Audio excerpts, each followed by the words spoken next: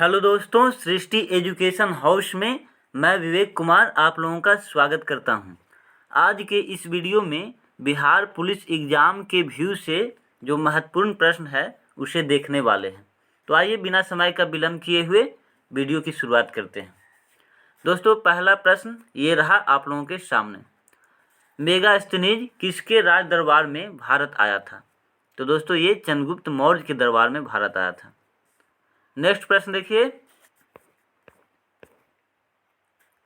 Holkar trophy का संबंध किस खेल से है? तो ब्रिज से है दोस्तों। नेक्स्ट प्रश्न देखिए, वर्तमान समय में राष्ट्रमंडल के सदस्य देशों की संख्या कितनी है? तो वो 56 है दोस्तों, लेकिन पहले ये 54 हुआ करती थी।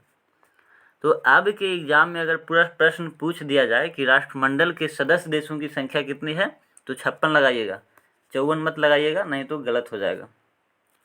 नेक्स्ट प्रश्न देखिए,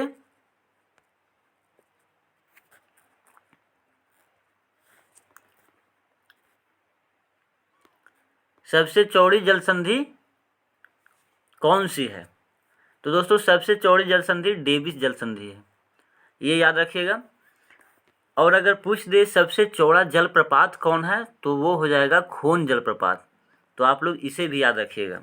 सबसे चौड़ी जलसंधि अगर पूछे तो डेविस जलसंधि, और सबसे चौड़ी जलप्रपात अगर पूछे तो वो खोन जलप्रपात हो जाएगा। नेक्स्ट प्रश्न देखिए, 5वां नंबर, भारत की कौन सी राष्ट्रीय जलमार्ग सबसे लंबी है? तो दोस्तों, ये NW1 है। इसे हिंदी में राष्ट्रीय जलमार्ग संख्या 1 बोला जाता है। दोस्तों, इसकी लंबाई 1620 किलोमीटर है। अभी तक वर्तमान समय में भारत के सबसे लंबा राष्ट्रीय जलमार्ग है। ये कहाँ से कहाँ तक चलती है दोस्तों? तो ये चलती है इलाहाबाद से हल्दिया तक। इलाहाबाद वर्तमान में प्रयागराज, और हल्दिया बोलें तो कोलकाता। कोलकाता में ही एक खास जगह है जिसका नाम हल्दिया है। नेक्स्ट प्रश्न देखिए, आत्मीय सभा के संस्थापक कौन हैं? तो ये राजा राम मोहन राय। अब आत्मीय सभा की स्थापना कब हुआ था दोस्तों? ये भी एग्जाम में पूछता है। तो आत्मीय सभा की स्थापना 1815 ईस्वी में हुआ था। तो आप लोग इसे भी याद रखिएगा। नेक्स्ट प्रश्न देखिए, कुचिकल दोस्तों, भारत का सबसे ऊंचा जलप्रपात कौन है? तो ये कुचिकल जलप्रपात है। पहले दोस्तों देता था एग्जाम में कि भारत का सबसे ऊंचा जलप्रपात कौन है, तो वो जोग या गरसोप्पा देता था। लेकिन अब के एग्ज़ाम में ये गलत हो जाएगा, क्योंकि जोग या गरसोप्पा से भी ऊंचा जो जलप्रपात है वो कुचिकल है। तो अब कुचिकल मारिएगा। अगर कुचिकल ऑप्शन में नहीं रहे तो आप लोग जोग या गरसोप्पा लगाइएगा। नेक्स्ट प्रश्न देखिए,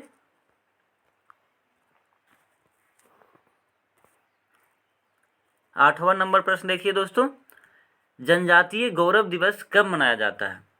तो ये 15 नवंबर को मनाया जाता है। अब दोस्तों, 15 नवंबर को राष्ट्रीय जनजातीय गौरव दिवस मनाया जाता है। तो ये किनकी जन्म दिवस पर मनाया जाता है? ये भी एग्जाम में प्रश्न पूछ दिया जाता है। तो ये बिरसा मुंडा के जन्म दिवस पर मनाया जाता है। बिरसा मुंडा से आप लोग परिचित होंगे, ये झारखंड के एक बहुत बड़े नेता थे। नेक्स्ट प्रश्न देखिए, चालक के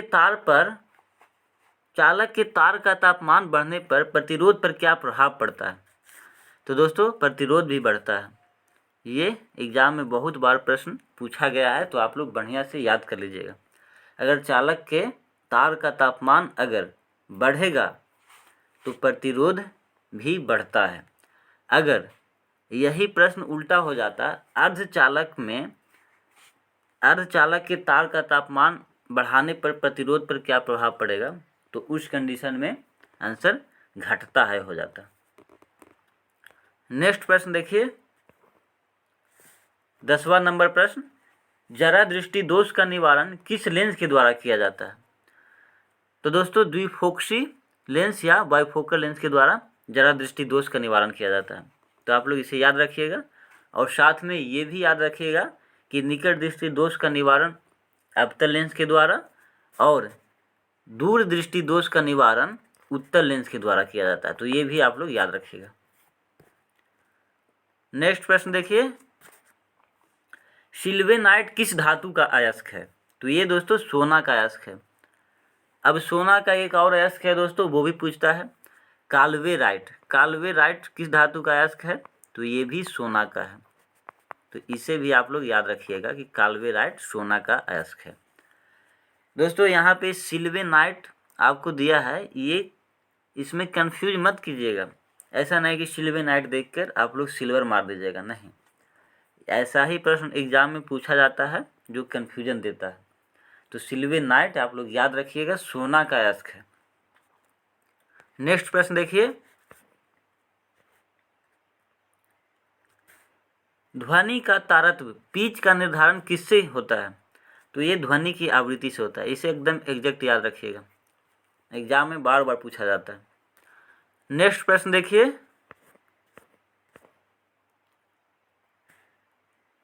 कार्यकारी न्यायाधीश की नियुक्ति किस न्यायालय में की जाती है?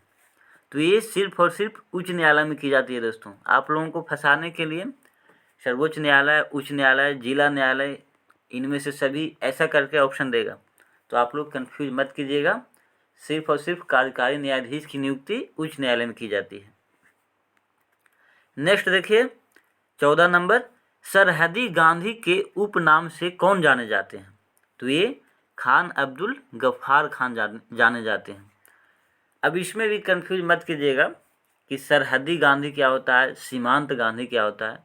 सीमांत मतलब होता है सीमा का अंत, उसी तरह सरहदी मतलब सीमा का हद हो गया। तो वही चीज़ है, दोनों नेम सेम ही है। तो आप लोग कंफ्यूज मत कीजिएगा कि सीमांत गांधी अलग है, सरहदी गांधी अलग है। तो सरहदी गांधी के उपनाम से कौन जाने जाते हैं? खान अब्दुल गफ्फार खान। नेक्स्ट प्रश्न देखिए, पादप की कोशिका भित्ति किसकी बनी होती है? तो दोस्तों ये सेल्यूलोज की बनी होती है। नेक्स्ट प्रश्न देखिए, जीवन चक्र के दृष्टि से पौधे का सबसे महत्वपूर्ण भाग क्या है? तो ये पुष्प है दोस्तों। तो आप लोग इसे एग्जैक्ट याद रखिएगा, जीवन चक्र की दृष्टि से पौधे का सबसे महत्वपूर्ण भाग पुष्प होता है। नेक्स्ट देखिए, कोणीय वेग की बीमा क्या है? तो कोणीय वेग की बीमा है दोस्तों AM0 L0 T−1। ये एग्जाम में बहुत बार पूछा जाता है, तो इसको एकदम एग्जैक्ट याद रखिएगा। नेक्स्ट प्रश्न देखिए 18 नंबर, कॉफी पोर्ट के नाम से कौन सा बंदरगाह जाना जाता है? तो दोस्तों ये सेंटोस बंदरगाह जाना जाता है कॉफी पोर्ट के नाम से। ये कहाँ है दोस्तों? ये ब्राज़ील में है। ब्राज़ील का एक सेंटोस बंदरगाह है। अब एक प्रश्न इससे और भी बनता है कॉफ़ी से कि कहवा की मंडी के नाम से कौन सा शहर जाना जाता है? तो ये साओ पाओ कहवा के मंडी के नाम से जाना जाता है। तो आप लोग इसे भी याद रखिएगा। नेक्स्ट प्रश्न देखिए, 2 हिंदी का प्रश्न है दोस्तों, उपकार में कौन सा उपसर्ग है? तो दोस्तों सबसे पहले आप लोग ग्रामर पढ़े होंगे तो उपसर्ग के बारे में पढ़े होंगे, जो शब्द के पहले लगता हो। जैसे देखिए उपसर्ग ये शब्द है, तो शब्द के जो पहले लगे वो उपसर्ग कहलाता है। तो देखिए उप इसमें क्या है? उपसर्ग हो गया। और जो शब्द के बाद लगे उसे क्या बोला जाता है? प्रत्यय बोला जाता है।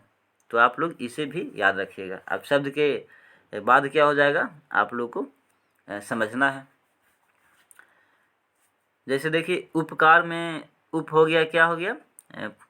उपसर्ग हो गया। तो इधर वाला जो रहेगा शब्द के बाद, कार के बाद जो प्रत्यय हो जाएगा।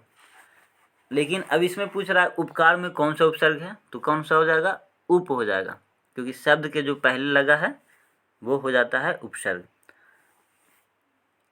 अब नेक्स्ट प्रश्न देखिए दोस्तों, ग का उच्चारण स्थान क्या है? ग का उच्चारण स्थान कंठ होता है। अब इसे आप लोग सारा ग्रामर पढ़ के याद कीजिएगा। कबर का देखिए मोटा मोटी मैं आप लोगों को बता देता हूँ। कबर का जो उच्चारण स्थान होता है वो कंठ होता है। उसी प्रकार पवर्ग का ओष्ठ हो जाता है। इसी तरह बहुत सारे हैं। तो इस वीडियो में क्या बताएं, एक अगला वीडियो बना दूंगा हिंदी का, जिसमें ये सारा हिंदी का जितना भी मोटा मोटी प्रश्न बनता है वो पूरा बता दूंगा। दोस्तों आज का वीडियो बस इतना ही। आप लोगों को यह वीडियो कैसा लगा, इस वीडियो का जो महत्वपूर्ण प्रश्न था उसका लेवल कैसा था, ये सारा कमेंट बॉक्स में लिखकर ज़रूर बताइएगा। और चैनल पर नए होंगे तो चैनल को सब्सक्राइब कर लेंगे और वीडियो को ज़्यादा से ज़्यादा शेयर कीजिएगा। चलिए मिलते हैं हम लोग नेक्स्ट वीडियो में। धन्यवाद।